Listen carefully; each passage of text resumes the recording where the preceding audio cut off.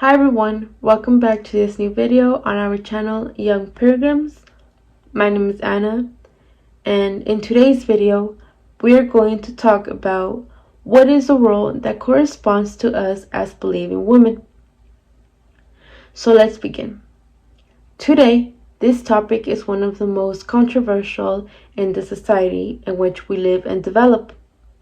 Talking about this topic seemed very important to me since, as a modern woman, I think it is necessary to understand what role I have to develop in my society and in my environment, and even more as a young believer in the Word, which is the Bible. Knowing the purpose for which the woman was created and finding the reason for being and living, completely distancing ourselves from stereotypes that society has wanted to mark us and impose in today's youth, on what according to them is good or bad, and rather focus to find and go after the will that the Almighty had for the female from the beginning of the creation. Nowadays, there are countless of thoughts about women and what role they should develop in modern society. Thoughts such as women have always been diminished, excluded, oppressed, minimized, and enslaved under a regime macho, which only seeks to leave her locked up in the house, raising children, and cooking to the complicity of a supremacist man. This has led society to a big movement, which is feminism, which seeks for women to be wholly liberal, empowered, and self-sufficient. The simple act of looking around us and examining how the people who we talk to, such as our relatives or neighbors, we can realize that humanity in general has no idea what is the reason for their existence, and why is it that they are here in the world, passing and living for a little, and much less are they able to take time to stop and think, will I be fulfilling the role that I have to develop as a human being? And looking around me, it seems to me that the minorities are imposing themselves and gaining strength to influence the majorities, who without a sense of being or living go through life hearing and repeating things they do not understand. And it is that this current society and its liberal, anarchy, and humanist thoughts can be visualized as a big river, and in its overflowing flow passes and carries with its current everything it finds in its way. And even more when souls do not understand the purpose for which they were created. To better understand the true role and essence of a woman, we are going to see the meaning of the word woman, which is traced to the Latin mulier, from mulieris, which is soft, from which it is also said mollusk. By implication, the softest in essence, and that contains fragility and delicateness. It is worth mentioning that in my search for data to collect for this video, I could perceive that most of the women do not accept for themselves this term of soft, because they say that on the contrary, women are strong like iron, and that they are also capable capable of doing or developing whatever they set their minds to. They also say that they are gifted with qualities for which they must be recognized for. This part begins in the movement of women who call themselves feminine, or the feminist liberation movement, because they assure that women need to free themselves from the oppressive state, which is machismo. The history of social movements is traditionally centered on the labor movement in the 19th century and expanded in the 20th century with the consideration of past social movements and with attention to the emergence of other demands that have given rise to the great current social mobilizations, among which feminism stands out with the arrival of the Industrial Revolution. These movements gained strength at international levels, and their demands were mainly that women, as well as men, could develop the activities in society, which at that time only men could practice. And these activities were going to school, working in factories, playing sports, being able to vote, taking political positions, being part of cultural folklore, among many other things. In other words, feminism was looking for gender equality in all social and cultural aspects. This was also a response to what had also been known until now as machismo, which was lived in such a way that women were really denigrated by men, who in truth many times, but not in all cases, abused the woman's weakness. And also the men sometimes didn't allow the woman to develop some basic skills, such as learning to read or write, or the simple fact of not being able to express an opinion under situations in their own families. So that is where the deviation begins to focus on what was once growing a woman. Since biblically speaking, we find that from the beginning of things, the Eternal created a being, which is a female, as a help in front of the male. And to understand, let's go to the scripture in the book of Genesis, chapter 2, verses 18 through 20, to see what was the reason for creating a woman from the men. And it says, "The Eternal Elohim said, 'It is not good for the man to be alone. I will make a helper suitable for him.'" 19. Now the Eternal Elohim had formed out of the ground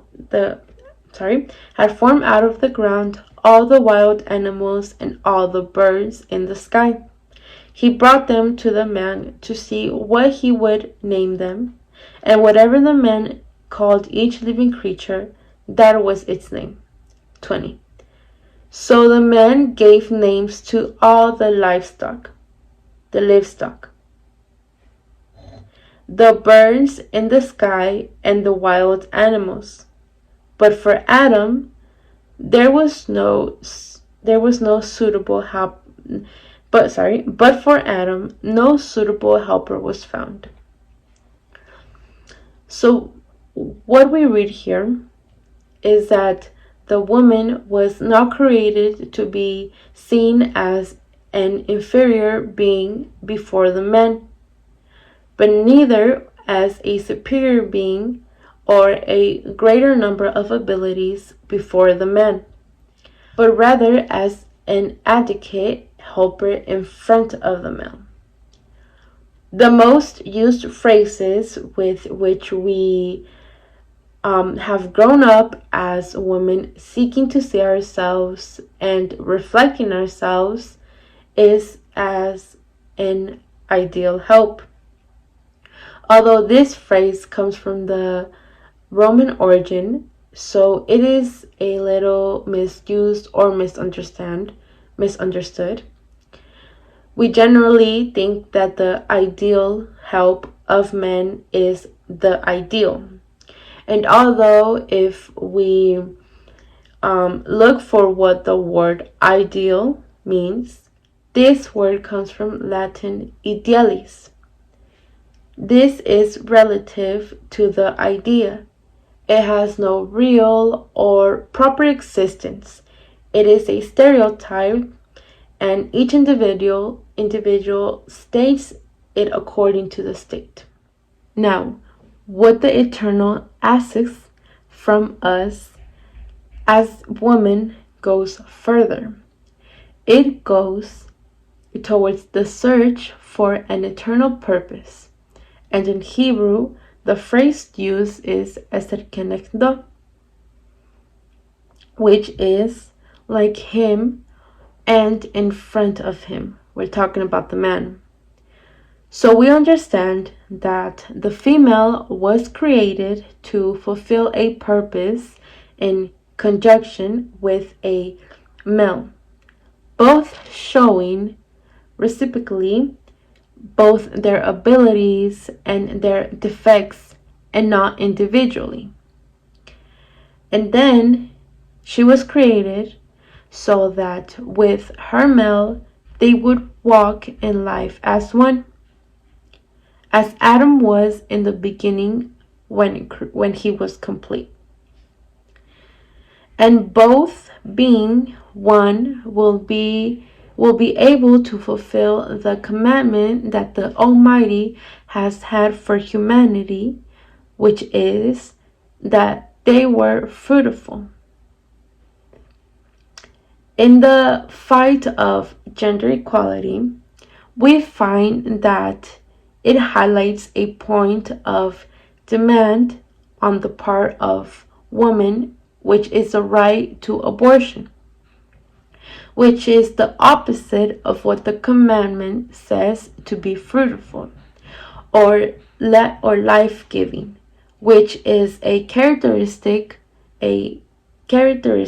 of a woman. Another status is that of the freedom to study to achieve a status of leader in society. And this is achieved by leaving home and in turn keeps one woman from developing as a delicate being with unique and special characteristics, which is learning within of the essential skills for life and in the family nucleus, such as cooking, sewing, cleaning, and many others.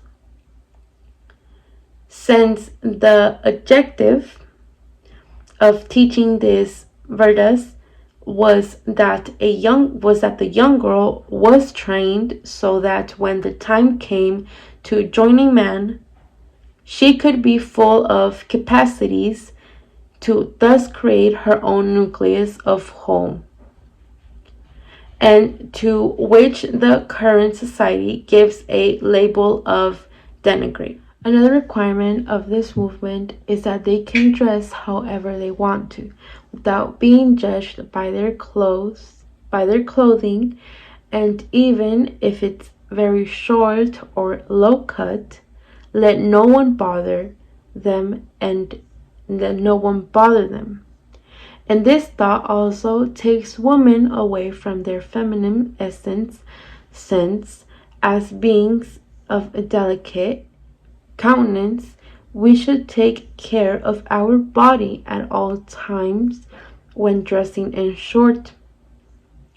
The search is for women to impact that is important to society, and the question so far is, before these movements arose, did women long ago not have an important role in society? The fact of raising good children is shocking in a society that has such as decadent morals with evil beings who seek common evil and who seek common evil. We see women like Sarah, Ribka, or Hannah, among many other more, that knowing the purpose of being a woman, sought in prayer before their Elohim the inherence that corresponded to them to be able to fulfill their purpose on earth. Now, as young believers, what ideals or concepts are we going to take or adopt? And is it that we should not see or have as a perspective what society has imposed, such as machismo or feminism, but rather to see ourselves as souls with the same need to meet, to complement each other, and leave a legacy on earth of obedience to the Creator, putting aside idealisms of superiority that only seek to distance us from our purpose. So now, the challenge as a young believer is to think and analyze. What are we going to adopt as true? What will our fruit be on earth? What is really going to transcend from our being when we separate ourselves from currents and thoughts? Analyzing at all times that I learn or that I contribute from my home, from my nucleus, and if my training is now adequate as a woman, knowing that there are higher and greater purposes than those that society has imposed, since we have seen that what society really imposes on us is a vain struggle that does not even seek to leave a ignorance, but only a lot of words and actions that one day will be burnt in with fire. And well, this is all for this video. If you like, make sure to give this video a like. If you have any questions or comments, you could put them down in the comment section. And well, this is all, and have a great day or night. Bye.